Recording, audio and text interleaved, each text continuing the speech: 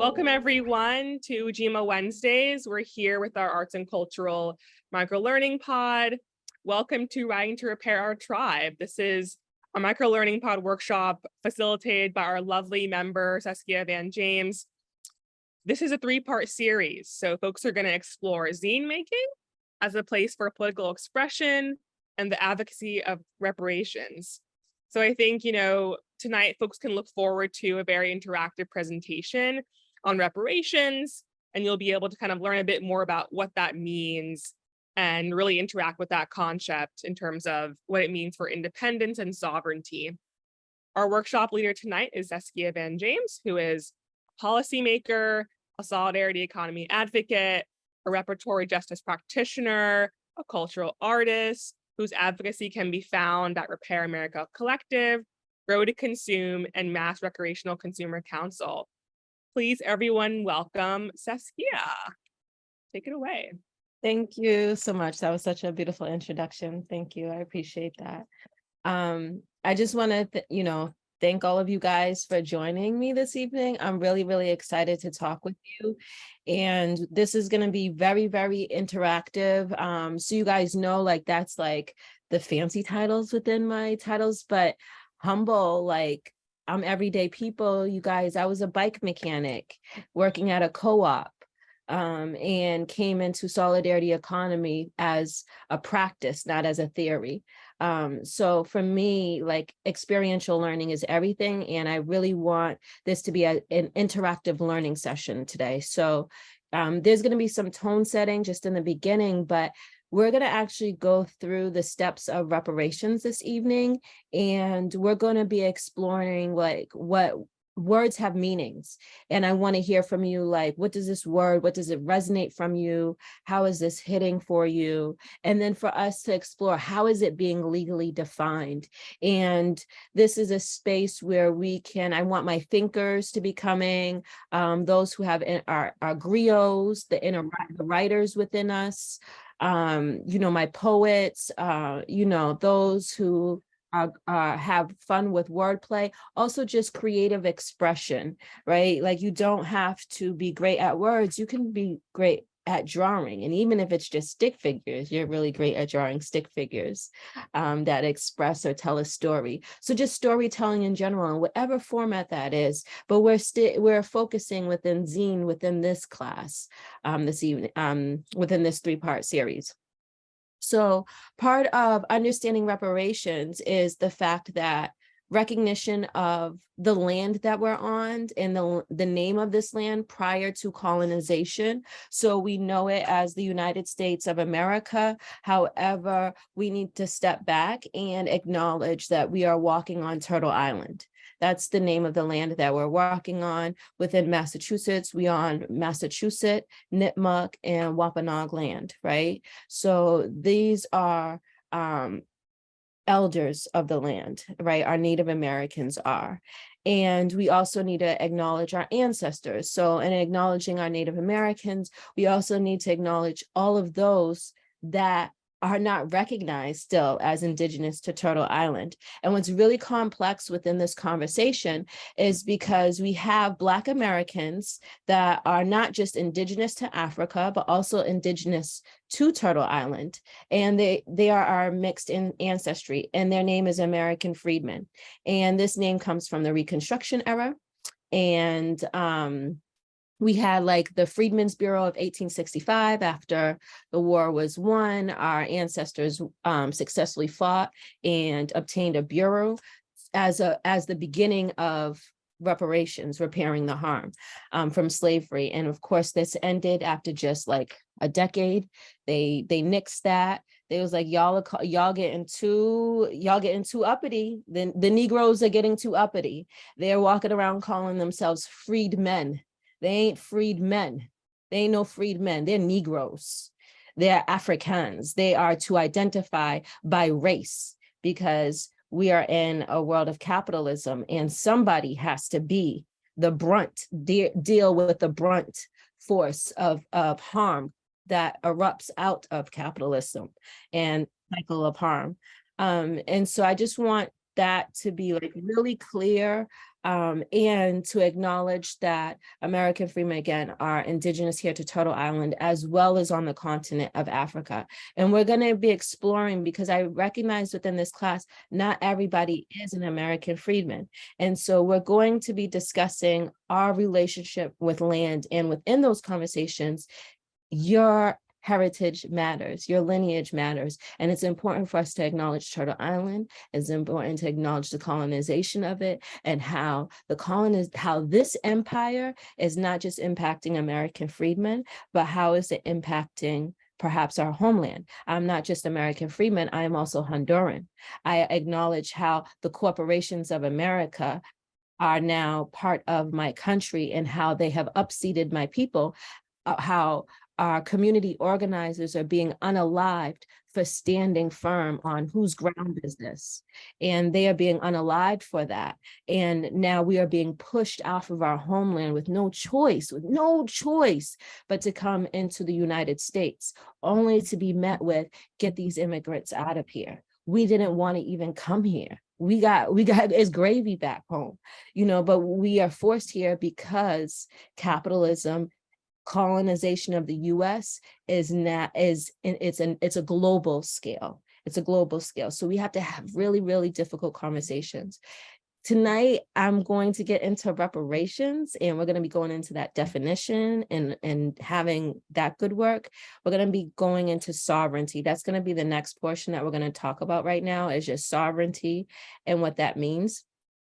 And I really need us to understand that sovereignty matters. Like, literally, there was a reparations task force, like even to get Boston to pass the reparations task force, I was called by community organizers, and I was like, oh, we need a visual message for the camera.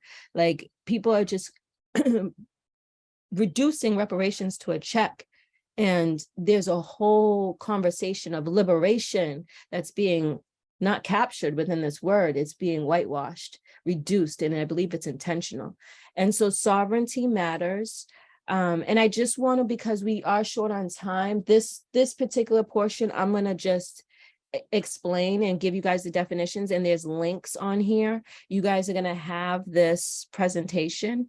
So you're going to be able to see all of these things. Let me see if I can. See if I can get out. Yeah.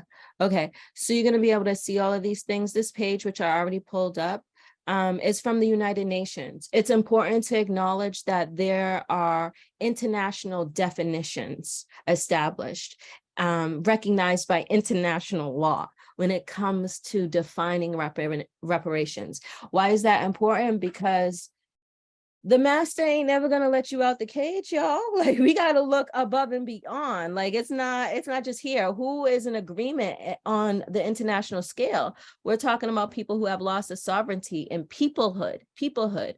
American freedmen are still prisoners of war. We are still property of this government. We still have loss of sovereignty. We're not even where other our Caribbean folks, our Haitians, they like.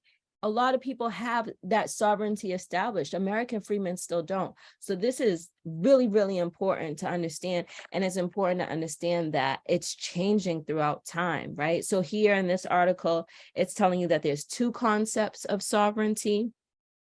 And it's going through and explaining the different forms of sovereignty. And this is a lot of text. So I'm not going to go through it because we don't have time, and I don't want to overwhelm you guys, but I did want to give this to you guys as a resource for you to have and for you to read through, for those that have the time and are really thinking more seriously about this. But in short sense, here's Britannica, here's the white man, and in political theory, sovereignty is the ultimate overseer. It is the authority. It is having the decision making, the right of authority for decision making, as a matter of state. So when we talk about sovereignty, we need to acknowledge loss of sovereignty in land, loss of sovereignty with people, because again, we have our Native Americans, who are their land back movement for reparations can't be mixed with other people, because Native Americans are saying, right, we're in Massachusetts. This is Wampanoag, Nipmuc, and Massachusetts land. Their call for reparations is going to look and feel different than from American freedmen. And it's going to look and feel different from our Haitians and our Jamaicans or our Hondurans or any other, our Puerto Ricans, Hawaiians. The Native American call for land back is not the same as Hawaiians. We can't mix everybody into one. We need to acknowledge each other by our lineage. We need to acknowledge each other by our tribe. We have to decolonize our mindset. So we're going to get into that tonight. And I'm going to go back to sharing my screen. Let me just hit present. And this is where we're going to get interactive, you guys. So we have reparations, and it's according to international law. And again, this has a link, so you can click on it, go to the UN, you'll have the slides. I'll drop them in the chat before we end. But reparations is a 5-step process. So step 1 is cessation, assurances, and guarantees of non-repetition. Step 2 is restitution and repatriation. Step 4 is compensation. Step 3 is compensation. Step 4 is rehabilitation. And step 5 is satisfaction. So a lot of people think about reparations as a check, and I really need for us to step in and start thinking about reparations as a process. This visual right here is something that was developed by Repair America Collective, where we just wanted to give folks a visual to think about this instead of just, words on a screen, 1, 2, 3, 4, 5. We really wanted to create a symbiotic process to help visually set the tone that this is an ongoing conversation, right? It's not like, oh, you passed a policy and the conversation is over and doo-doo, that is done. That's not how this works. It goes from satisfaction, and we can keep going until satisfaction is met, and we can keep going through the cycle. So we're gonna go through this step by step, because I want to make sure you guys understand what reparations is, and I want to hear from you on these steps and what do these words mean. So for the first one, we have, what is cessation, assurances, and guarantees of non-repetition? And I want to hear from you guys. So I'm gonna change this to this here. Okay, can folks simply speak? Because I'm seeing different, everybody's off screen. So perhaps you could just unmute yourself, introduce your name with your pronouns, and then give your definition of what does cessation, assurances, and guarantees of non-repetition mean to you. I want to hear this definition for you. I want to hear this in regards to like your heritage, or just simply a definition and a meaning. And we have room for historical examples. So if you have an example within the definition, I can capture that. So I'm going to operate as note taker right now. And you guys are actually going to be giving a definition. And then we're going to compare it to a formal definition. So would anybody like to share first on what is cessation, assurances, and guarantees of non-repetition? And if all you have to say is, girl, I don't know what you're talking about, that's valid. Okay, please say that. Like you, since I came here to learn, you already asking me questions. Like, we came here with you for the questions. So that is important as well too in this process. And I guarantee if you're like, I don't have the answers, there's somebody else that's like that too. So no answers are wrong. This isn't about being wrong. This is about us building, you guys. That's me. This is me shutting up and creating the awkward space so everybody can talk.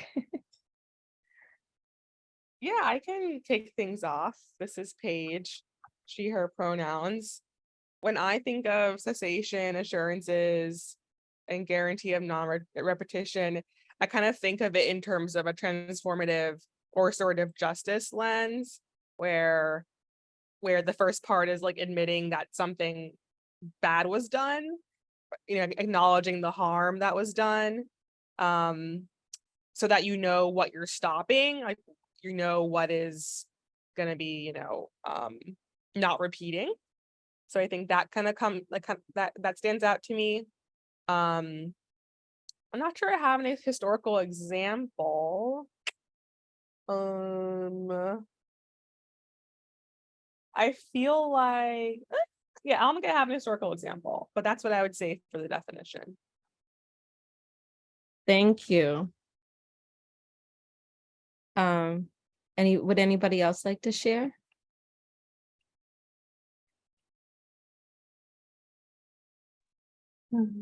Hi, Saskia. My name's Chantal.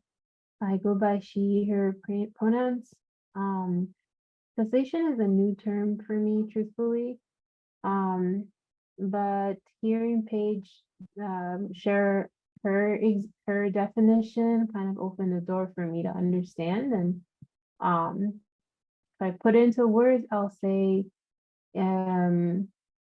these things are action steps towards improving something that was unjust,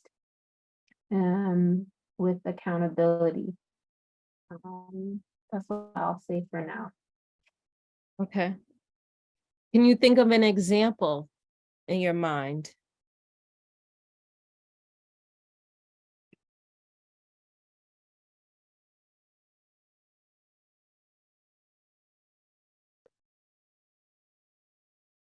Or can anybody think of an example?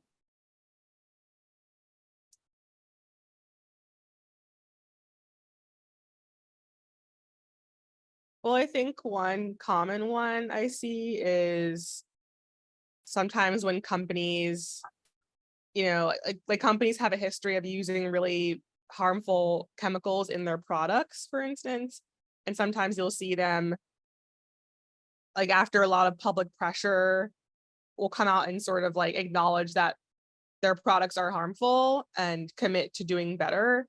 So one example is, I think the company Johnson & Johnson, who used to make like talc baby powder that a lot of Black families used to use a lot.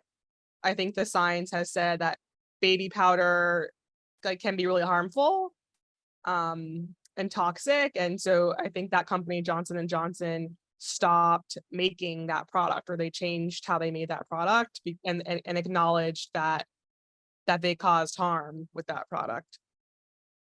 Yeah, they caused harm because their product had other things in it than it wasn't clean. It wasn't a clean product. It was contaminated.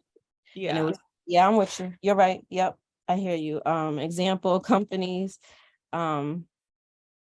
corporations, harming their consumer.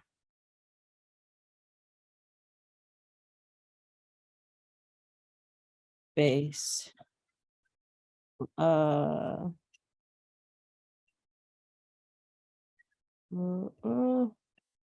is it? Like Johnson and Johnson. And if you guys never heard of this in the baby powder, please look into it, because that's a really great important thing to understand about corporations and how they're targeting Black communities through marketing and actually causing cancer. Hitting Black communities with baby powder that causes cancer. Okay. I'm gonna go into the next slide so we can just go into the definition and compare it. So, and then an example. So under international law, the definition is a state responsible for wrongfully injuring a people is under an obligation to A, cease the act if it is continuing, and B, offer appropriate assurances and guarantees of non-repetition. So an historical example would be families being united, the Native Americans having sovereignty and being able to govern as a tribe. So the establishment of United States ended up like been a fight, right, for our Native Americans to still maintain their sovereignty. So laws had to pass as a form of reparations. That was an agreement. Native Americans will maintain their sovereign, and the 5 tribes will govern and be recognized as 5 tribes with sovereignty. There's more tribes, but only 5 tribes were recognized. And also, as part of anti-Blackness, you guys should know it was the white passing tribes that were able to obtain their sovereignty. All of the Black, Indigenous, Native American tribes that were not white passing became recategorized as Negro. And that's how you had the making of the Negro, which is a whole other conversation we could get into another time. But I just want to let's look at this appropriate assurances and guarantees of non-repetition. Okay, well, the harm is you're not recognizing us as peoplehood. You're going to have to give us back our sovereignty, right? That's a really important part, recognizing that harm first, and then being able to work to repair that. So in this example, we have Johnson & Johnson targeting Black communities with baby powder that causes cancer. That's naming the harm. We would have to know, what did Johnson & Johnson actually do to repair the harm in the Black community, and was it met till satisfaction? And I don't think so. I think that's why that's going to end up becoming a part of reparations, Johnson & Johnson, because they're still in business. So they ain't shut down. They still going on. So, and they have a huge thing within the Native within our community. They're still as a business. Okay, so this is I've already given you guys the definition on this slide, and I apologize. I'm gonna leave it here, but you guys see this, and we're going to have to come up with our own definition. Okay, so these will coexist. But I'm going to end up deleting it, because I want to capture your notes and hear your thoughts on historical examples of restitution and repatriation. Now, it took me months to say repatriation, right? So as we're going through this, if you don't, that word messes you up, it's okay. A patriot, then patri, and then Asian, so repatriation. That's how I had to break that word down so it'll be comfortable on my tongue. And I want you guys to have tools, if this is too formal for you and you're unfamiliar with saying these words, how to break it down so that your tongue is able to enunciate the words. And if it doesn't, that's okay as well too. You could say that word. I did that for a while before I mastered it. So I want to hear, I am going to delete it because I do want us to hear the definitions. I want to hear your own definition, restitution and repatriation. And examples, think about this within your own heritage, you guys. Again, I know we have a lot of people in here from different places, thinking about your homelands, your ancestors. How has colonization caused harm? What does restitution mean? Repatriation, what does this mean to you? Restitution, what does this mean to you? And what would a historical example be for you?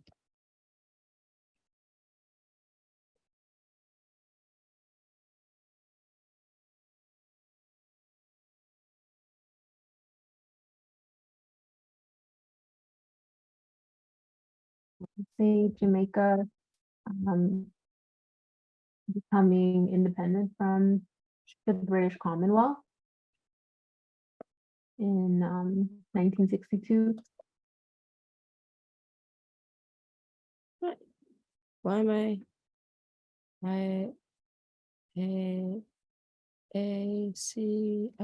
why am I not spelling Jamaica right? I'm sorry that this is weird for me. I'm just having a dyslexia moment. Apologies.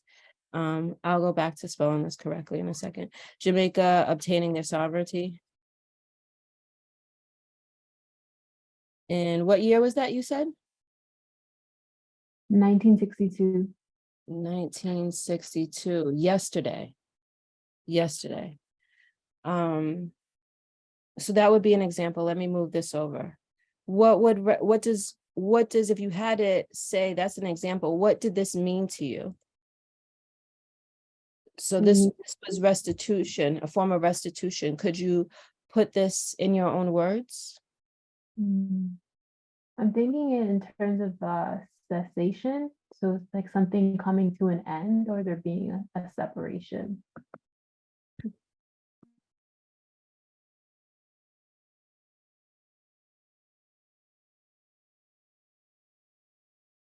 So ending cycles of harm.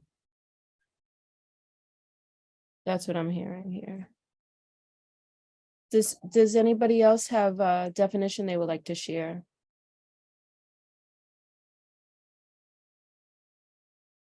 I just wanted to +1 what Chantel shared. That was a good example and definition to me. Okay. And I see definition in the chat. I'm not certain. Thank you, Chantel. Okay, AI. Thank you. I will up AI. Thank you. I see this also. One example that came to mind is the Truth and Reconciliation Commission, which followed South African apartheid. The extent to which the commission was effective is maybe unclear, and I'm not all that studied on the topic either, but one goal of the commission was to make clear and lay bare the atrocities committed during the apartheid period by the white supremacist power structure and by white Afrikaners individually as well too. Alula, one, am I saying your name correctly? And two, was this for this definition of restitution, or was this to go under the cessation? This example that you gave. Just so I can. So you said, oh yeah. So you said my name perfectly. And yeah, that was for cessation. Okay. So I'll copy and paste this and put this under cessation. And Jamaica.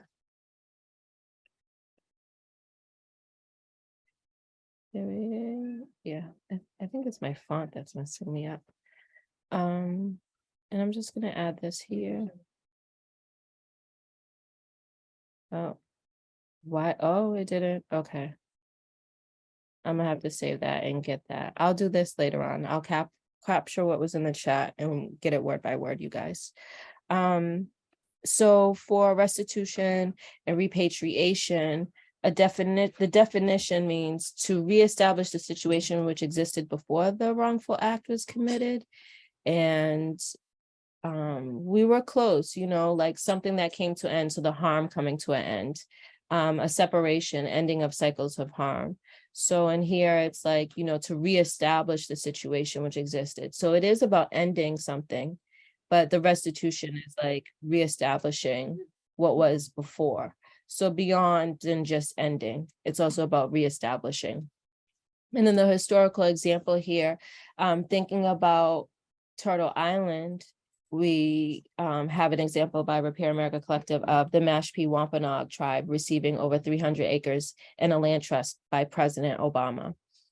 So here was land, and we all see how land is being treated now and as a part of an extractive economy versus those who are indigenous and would like to honor their ancestors through a regenerative economy, regenerative practices and land care.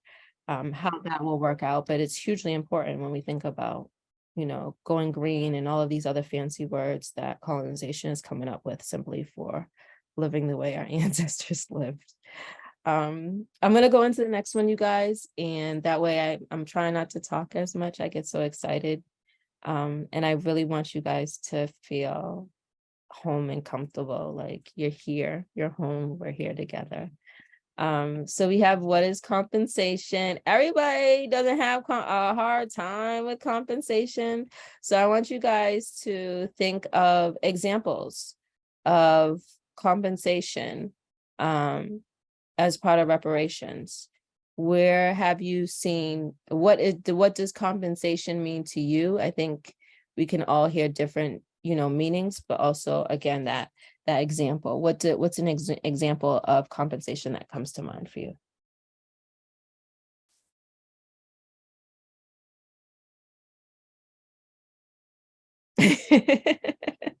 Right, it gets spicy, right? you know, I'll say this for me. I hear compensation. I hear wealth redistribution, baby. Like, let's get into it. That's it right there for me.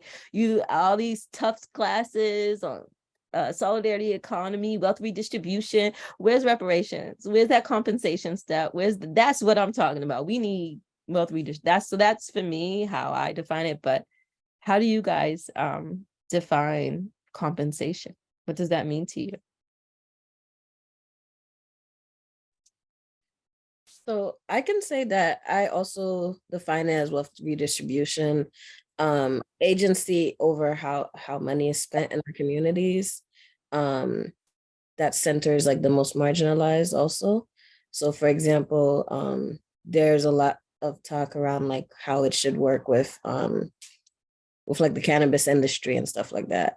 That probably should be defined by the people who have served lots of prison time on it. And I think the funds that have been allocated, everybody who made money off of the backs of these folks being imprisoned, for example, those funds should somehow be reallocated to them.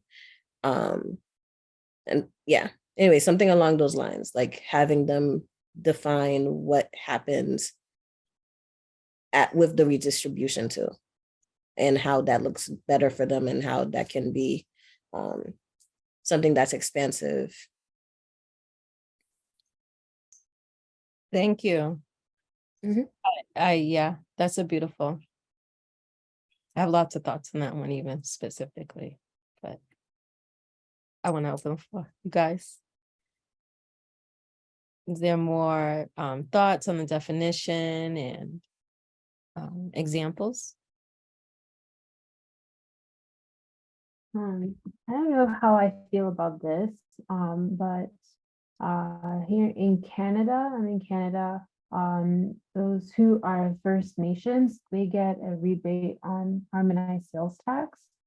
And yeah, I don't really know how I feel about that in terms of like this idea of compensation. But that's something that came to mind. You said they receive a form of compensation for what? A rebate on sales tax. So they get refunded our harmonized sales tax here in Canada, which is like 8% of certain goods and services in Ontario, sorry.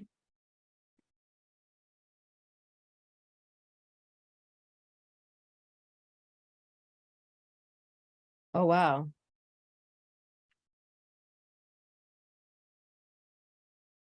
That's interesting. I like that. Thank you for sharing that.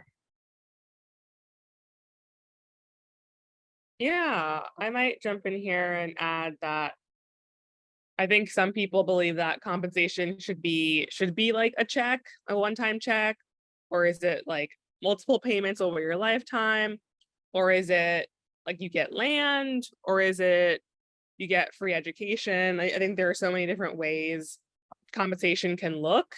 I do think that I think that it should be money, like it should be cash personally.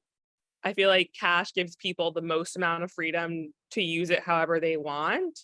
And I do think there should also be like structural changes to make the institutions, like healthcare, education, make those institutions that we know are very racist. There should be structural changes to improve that as well as a form of reparations too. So I think it should be monetary payments and structural change that will last, many lifetimes. I love that. Thank you. Yeah, if the harm has been intergenerational, the compensation needs to be intergenerational, because they scream at intergenerational wealth, and we know that doesn't occur within one generation. So this is a multi-generational conversation. I agree. Let's see. I would add, what also comes to mind are like the abundance of public funding that's been made available to marginalized groups of people in the recent turn in time, like through like whether it's project funding or entrepreneur or small businesses that are reallocated to like yeah, marginalized groups.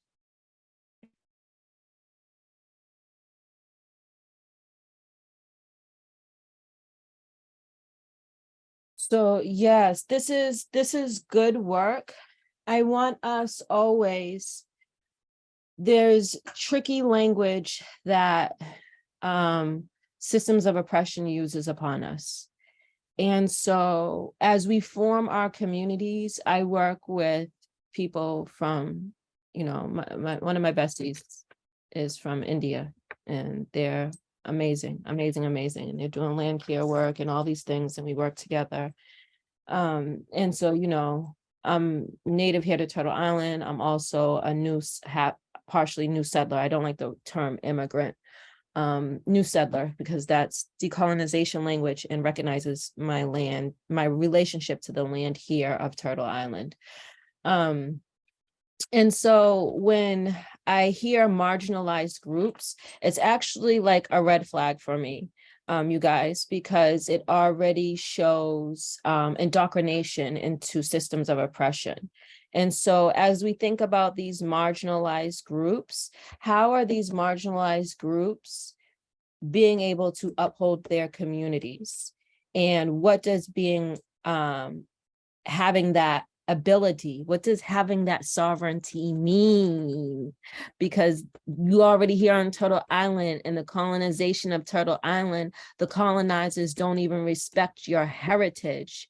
We come here and you have to fight to get a block so that everybody in your block is Jamaican, or everybody in your block is Haitian, or everybody in your block is, so that you're already on unfamiliar land. You're learning everything. School systems, can you at least have some sense of comfort, of community that feels familiar to you? And I think that it's really, really important for us to recognize trauma and recognize the harm from it, and how constant change can be a contributor to trauma, and how people seek familiarity, including within our own communities, and how we're defining communities as well. And so as we are in this melting pot of the United States, how are we continuously working to recognize our ancestors and the fight? Are we getting comfortable within the construct of the master's house? We are in what I call like the belly of the beast. And you only have two choices. You're going to be outside the mouth, or you're going to be in the belly. And when you're in the belly, there's a whole lot of razors and teeth in here too. So I don't know what to tell you, whether it's better on the outside or the inside, because I've been on both ends. So my blood comes from both ends. So it's tough. It's really, really tough. But I want us to think about those things. Think about who is community? How are we creating community? Is community coming at an expense of culture? How is culture being defined? Because culture is now being sold for capitalism. Ain't that something? Culture's now for sale? Okay. Right. So like, who is community? How is community being defined? Is it simply going to be defined by geographical marks that the colonizer has defined? Are we going to stay within the construct of what is called quote unquote Boston? Or are we going to acknowledge community through a decolonized lens? And if so, what is the language for that? So I just want to say those things just to give us some more food for thought in here, and what we're thinking about when we use these words, and how, again, our relationship to Turtle Island and thinking things through a decolonized lens. And then this is just the definition. Of course, it is, the same thing, basically what we said, payment and economic opportunities in lieu of service. And then one example is the California Task Force right now. They support direct cash payments as compensation for Black American descendants of chattel slavery in the US. I believe they're pushing for $1.2 million is what's coming out. They're also in support for reparations for immigrants. So California isn't doing they're doing lineage-based, and they're pushing for reparations for immigrants as part of lineage-based. So when you hear lineage-based, don't think it only includes freedmen. It recognizes freedmen and immigrants. And it's to avoid what's happening with the Supreme Court right now, you guys, because they're not allowing anything to be race-based, or it will get overturned by the Supreme Court. So we have to be more clever than our oppressors when it even comes to repairing the harm. And that's very, very important. That's why we're here tonight, because I need us being clever with our words and how we're defining things and looking at languages. And all of this is part of policy as well, too. So we're going to go into the next definition, which is rehabilitation. And you guys see it. I'm just going to take it off right now. But I want to open the floor for you guys to think about what does rehabilitation mean for you? And open floor, and I'm going to take notes and capture your thoughts.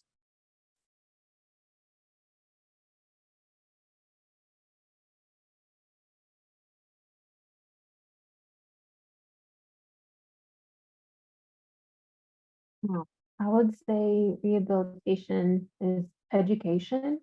So similar to how you just like embraced me gently through like acknowledging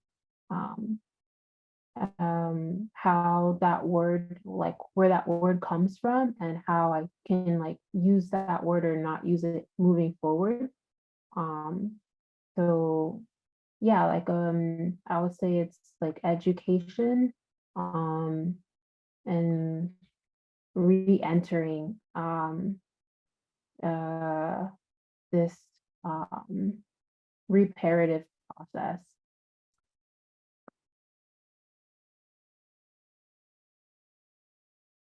Thank you. I think that's beautiful.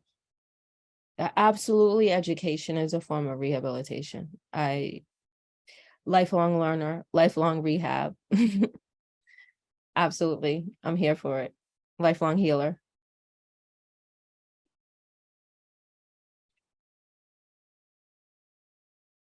I think rehabilitation also can mean working to improve systems that don't work.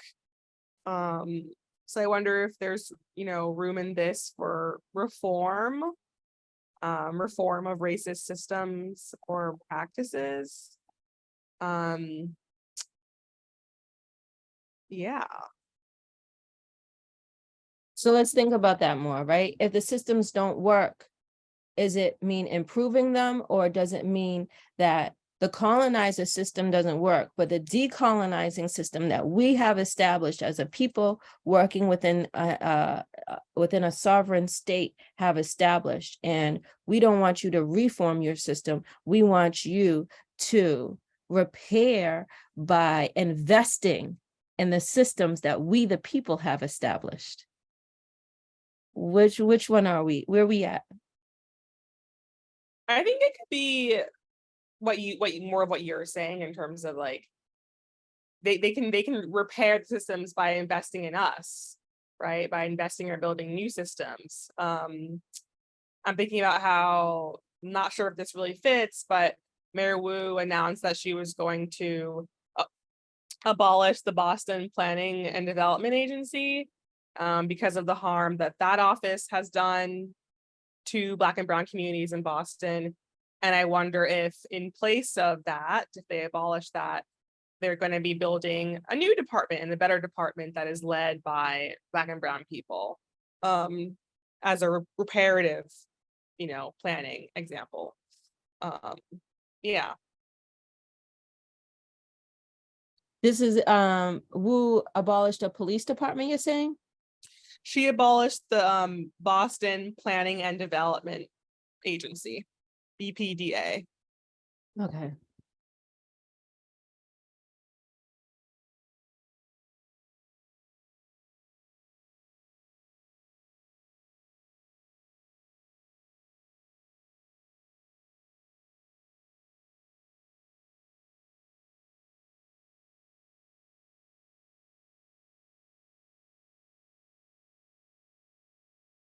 I love that. I love that as an example. I think that's beautiful. And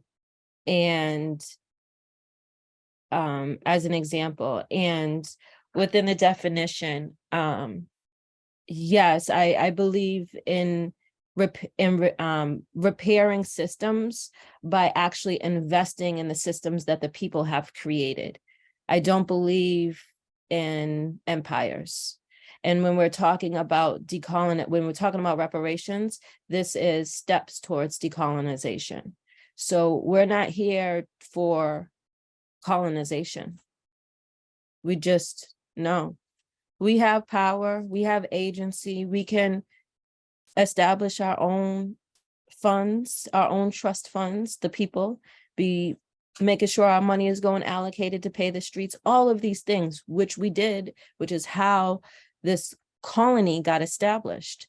And even through slavery and post-slavery, the freedmen community, we had our own hospitals, we had our own ambulance systems, we had our own farming, groceries, grocers, like busing, we had busing systems, and everything wasn't lost because of towns being burnt down, because we continuously rebuilt.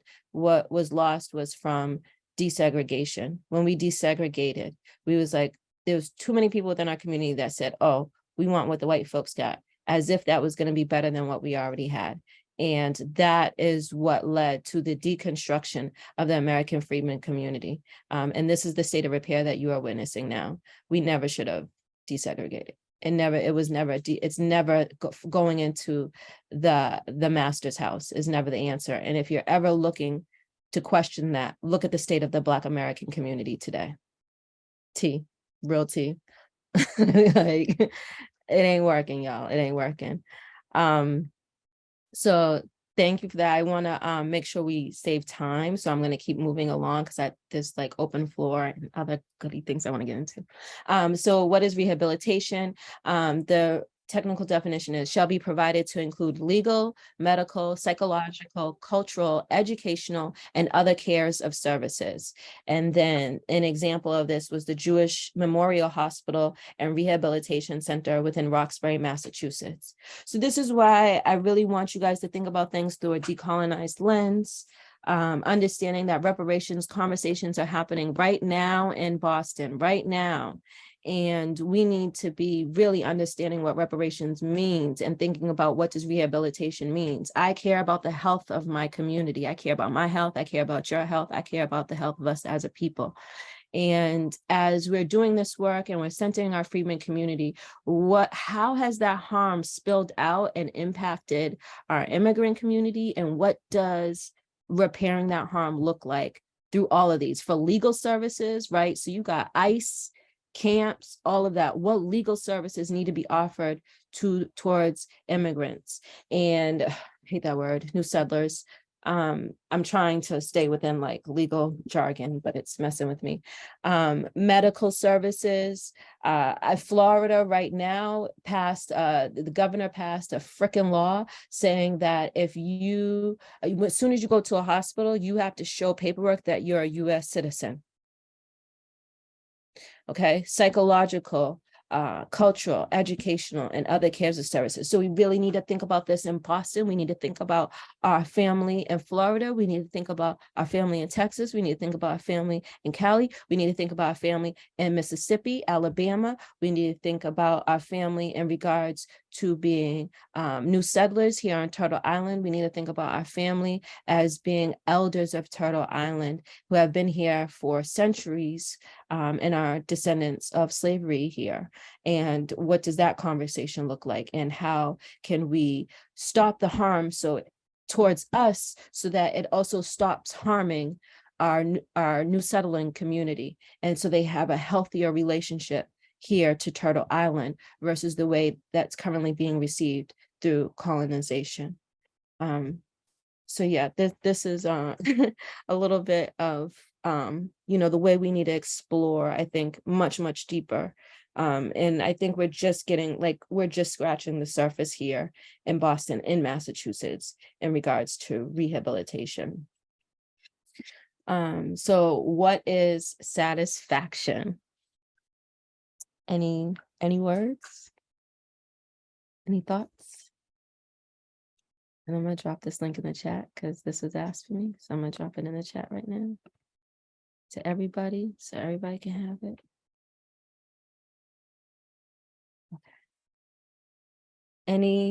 Anybody wanna an example when satisfaction was met?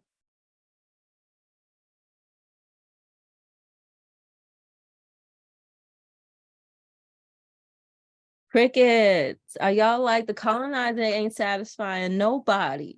Is that this is what the silence is giving me? Is that what we're thinking, folks?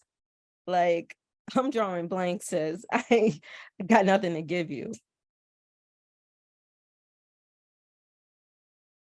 I would say that's probably it for me, at least. Um, yeah, I don't know. I mean, I think if I were to think about the definition and the meaning, it would be that I would say satisfaction would feel like for me guaranteed income. And you know, like universal healthcare, food and all of that kind of stuff. Education that's like guaranteed, including higher education, and all of that, and you know, vocations, whatever, things that build a future for me. I can't think of any examples of that because I don't know if that has happened. I think a lot of communities have tried to do it for themselves, but I don't know if there's been an opportunity to do it when most of the spaces we're in are quite, you know, we're still living under white supremacy in many ways, both here and globally.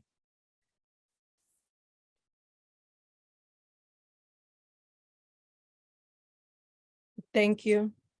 I love that definition. I also saw in the chat somebody put, I have never known satisfaction as a Black person.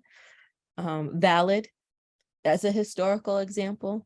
That's to be noted. It's very hard to give something meaning when this word has been it has been raped out of your experience on this earth, right? I don't know this word from practice. It's foreign to me. 100% valid. 100% valid.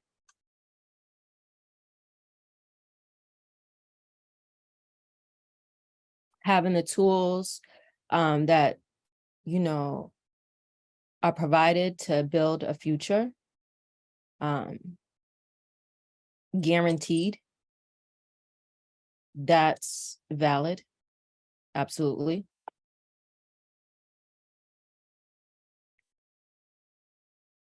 Do you guys have anything else you would like to share on this one?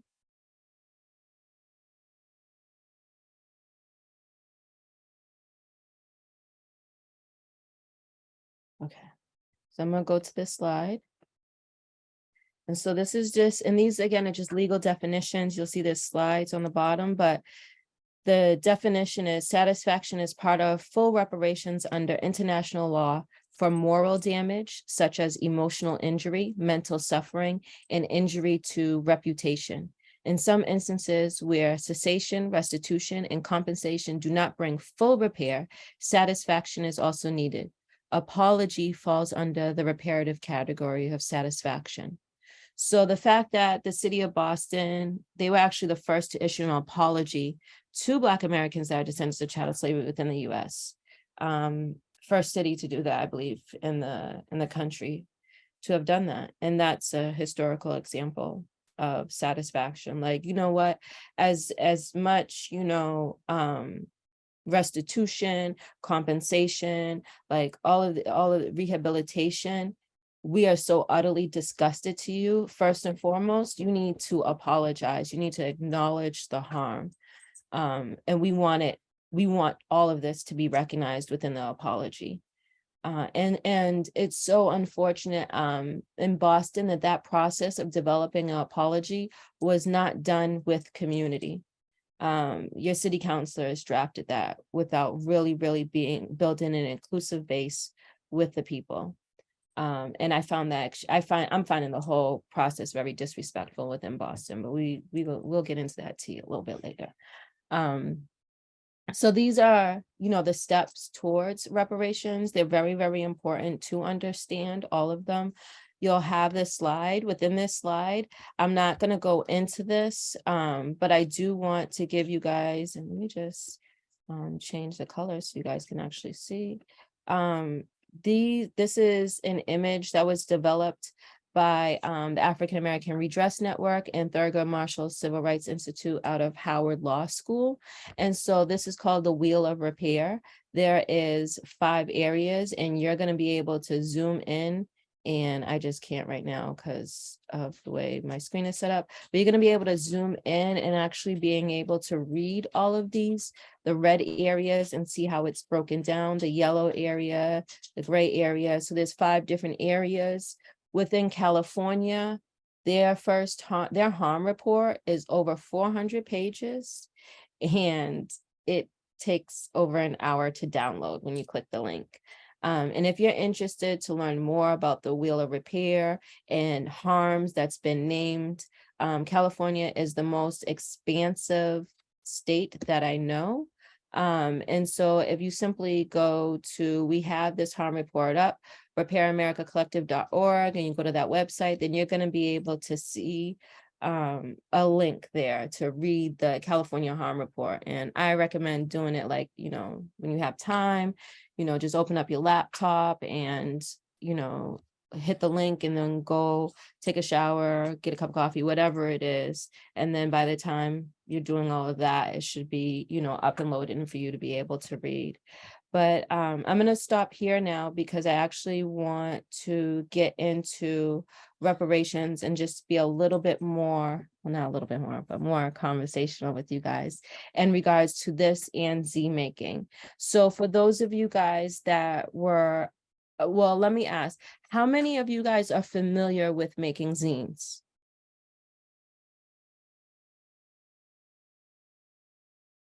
Marion, you have experience? Paige, you have experience? Chantel, do you have experience? Liz, am I Liz, I see the heart. Am I saying your name right? It's Lee's, like, please. Liz. Yeah. And Okay. Yes. Okay.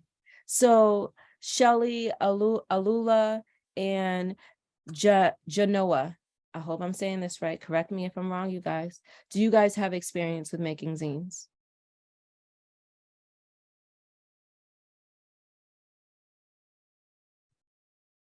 Not really, but some experience with like magazines and with writing generally, but not with zines in particular.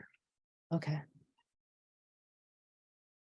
It's okay if you're not. Shelly and Genoa, do you guys have experience with zines or making zines?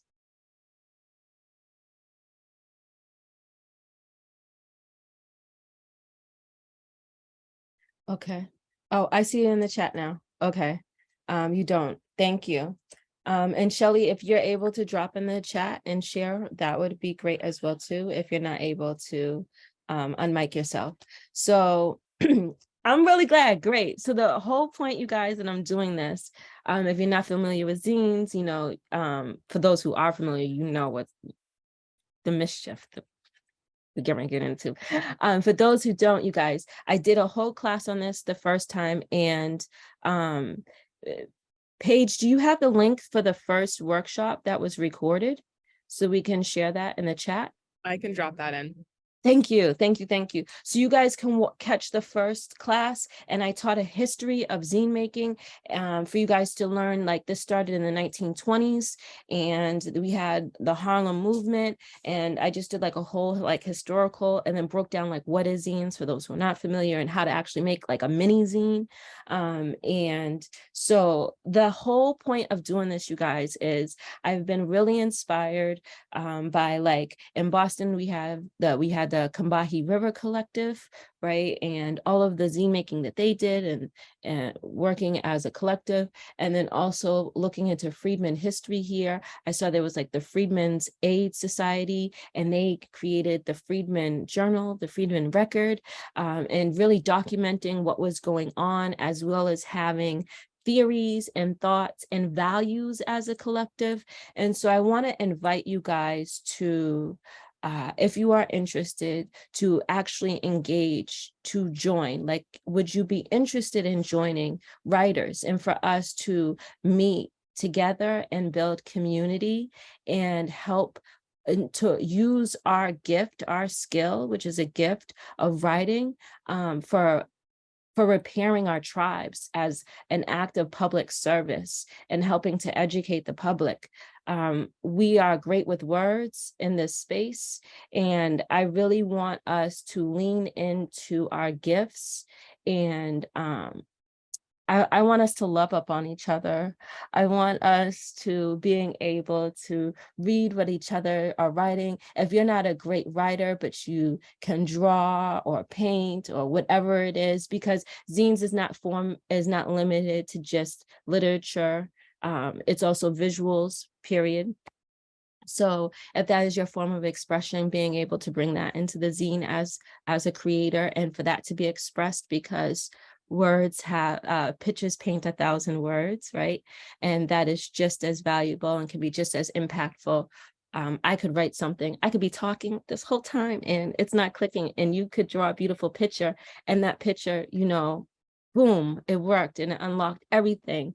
But when they looked at my words, like glazed eyes, and I'm not reading all of that, you know, so I think that I'm a parent, and I've learned, you know, my kid has ADHD, and I've learned that teachers come in all shapes and forms and sizes and ways, and we should not be limiting the way that we're learning. It's really, really important that we decolonize education. And I think it's going to start with us, the people. And so this is a point of repair. And so I wanted us to come together. And so I'm going to stop here because I'm really like pouring out my heart, you guys. I want to hear your thoughts on this and to see interest and also feedback. I'm gonna. Yeah, thank you so much, Saskia, for that invitation. I think definitely, I'm sure folks on this call might be interested in joining or kind of building some community around zine making. That sounds really good. And I think what we can also do is put out a call to our broader arts and culture email list, which has tons more people on it. If we just want to give this invitation even more visibility for folks who aren't on this call right now, so they can also follow up with you and co-create with you. But that sounds lovely. Thank you, guys. And so how much time do we have, Paige? How much time do I have left? Do I have till 8:30? Do I have We nothing? have until 8:30. So I think, you know, if you want to start trying to wrap up, that would be awesome. So you can end on time. That was not what I was trying to do, but okay.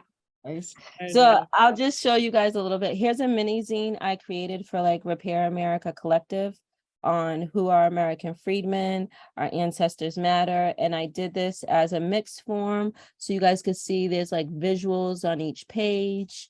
And also like I developed, this is simply a one piece of paper. I developed space for people to fill in a vision box, a dream box, for people to put in their thoughts of repair. Yes, I do, Paige. I have a lot more copies, and I'm happy to give out copies. The point of zines, as y'all are really familiar, but this is supposed to be cheap and accessible. Cheap and accessible. So we want to hit up any not staples. We need to print this out. We got to get masses out to people. And as a collective, we got to be thinking like, yo, I got a relative that works at like, you know, some place that got like a copier machine. We could just copy there. Like we got to be thinking really radical and you know, how to make $1 out of 15 cents essentially. I'm not paying Staples for this. I don't care. They're like $1 some change just to print out something black and white and then in color. We ain't doing all of that. We ain't gonna be stressed about all of that. We're gonna hit up democratic spaces, see how their copier machine, agreements. If we want to print out 100, if we want to print out 500, I have an idea, y'all. I want to later this fall in October, because we got to organize first, but I want to do massive disruptive shit. I want us to go at South Station and for us to agree to meet at 7 a.m. and from 7 to 9 to be hitting up the red line, green line, blue line, commuter rail, orange line, hitting them all out and having 1,000 zines per line and hitting them up so that they get flooded one day, just like a flash mob, right? But a flash zines. I wanna, they get flooded with all paperwork for us to do stuff like that. And to think about radical distribution and how we can actually execute projects like that, just to shake the ground. Let them know we're still here. You thought you buried us, but we're still here. These are some of the things I'd be thinking about, you guys. Thank you, Alula. Okay, this is awesome. Yes. Okay. I'm so happy, you guys. Please jump in because I could keep talking and we only have 5 minutes left, so I don't want to take up all the time. I do want to hear your voices. And I hope you guys get my contact email and we can start a thread after this. I'm very, very community based. I want us to start as a collective. I do have a revolutionary from Repair America Collective. He's a writer. He's going to jump in with us. And for us to really build from the ground up as people, introducing each other with names, pronouns, acknowledging each other's heritage, building our values as a collective. How do we want that to define? How do we want our name? What do we want our name to be? All of these things are beautiful. And yeah, I want to do all of these things with you. Thank you, Paige. Thank you so much. I appreciate that. So excited. I'm supposed to be wrapping up right now, you guys. How do you guys want to wrap this up? Should we end with an affirmation? Setting a tone? Yeah. Do you have one in mind? I don't have one in mind yet, but I just want to know, I can think of one, but why don't we, could be pretty simple. Why don't we each drop a word in the chat or say a word on Zoom that describes how we're feeling right now. Just one word to summarize how folks are feeling. Either in the chat or come off mute. Anyone can start. Yes. I was going to say intergalactic, expansive, creative, time traveler, warm. Oh, these are so great.